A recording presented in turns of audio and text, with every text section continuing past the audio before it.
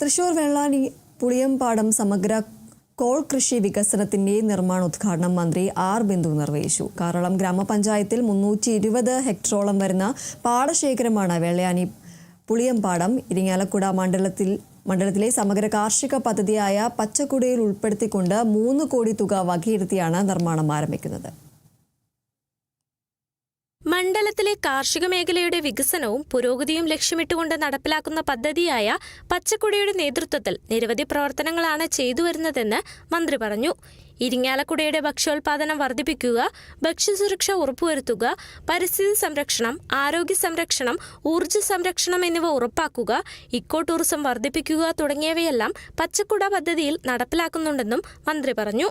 വളരെ കഠിനാധ്വാനം ചെയ്ത് തന്നെ നമ്മൾ തയ്യാറാക്കിയ പദ്ധതികൾ വിജയം കാണുന്നു എന്നുള്ളതിൽ എനിക്ക് സന്തോഷമുണ്ട്. പ്രത്യേകിച്ച് വെള്ളാനി പുളിയംപാടം പാടശേഖരത്തിന് 3 കോടി രൂപ അനുവദിപ്പിച്ചു. അതുപോലെ പൂമംഗലം പടിയൂർ പാടശേഖരങ്ങളിലെ അടിസ്ഥാന സൗകര്യ വികസനത്തിനും 3 കോടി രൂപ നമുക്ക് ലഭിച്ചു. 6 കോടി രൂപ, വേറെ 1 കോടി രൂപയും ബജറ്റിൽ നമുക്ക് അനുവദിക്കപ്പെട്ടിട്ടുണ്ട് പച്ചക്കുടയ്ക്കായിട്ട്.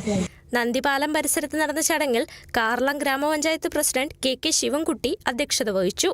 ഇരിങ്ങാലക്കുട കൃഷി അസിസ്റ്റന്റ് ഡയറക്ടർ ഷാജിദ റഹ്മാൻ പദ്ധതി വിശദീകരിച്ചു. Irinjalakuda block panchayat president TG Sankaranarayanan വിശിഷ്ടാതിഥിയായി.